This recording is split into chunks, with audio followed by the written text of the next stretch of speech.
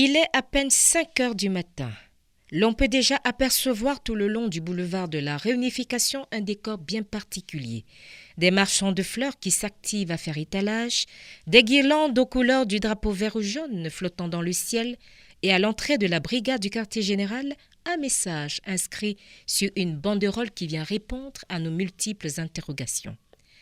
Parée de ses plus beaux atouts, la cour de la brigade du quartier général va abriter le triomphe de la 37e promotion de l'école militaire interarmée EMIA, baptisée général de division Cody Jacob ce vendredi 24 janvier 2020.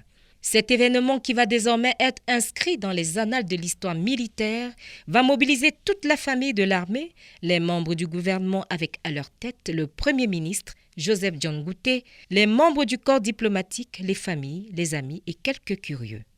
Il est 12 heures, lorsque les sirènes des motards accompagnant le cortège du chef de l'État, chef des forces armées, arrivent majestueusement sur les lieux de la cérémonie. Accueil par le ministre délégué à la présidence chargé de la Défense, Betty Assommo-Joseph, exécution de l'hymne national par la musique de la garde présidentielle, revue des troupes, puis le président de la République peut enfin s'installer à la tribune d'honneur. Aspirant de la promotion générale de division Cody Jacob, rejoignez l'emplacement de remise des épaulettes. Le cœur battant la chamade, le regard fixé vers l'horizon, les mains gantées agrippant fermement leurs sabres, les 182 Cody, encore aspirants, vont au pas de reine exécuter un ballet comme dans une cour royale, quittant leur position initiale pour rejoindre l'emplacement de remise des épaulettes. Aspirant de la promotion générale de division Cody Jacob, à genoux.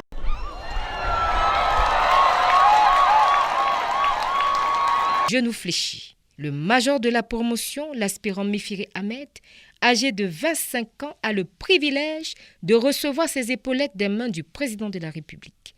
Les 4 autres suivants recevront les leurs du ministre délégué à la présidence chargé de la Défense, du secrétaire d'État à la Défense en charge de la gendarmerie nationale, celui des anciens combattants et des victimes de guerre et du chef d'état-major des armées.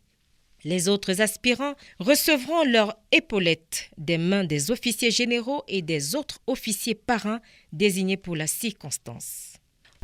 Officier de la promotion générale de division Cody Jacob, debout.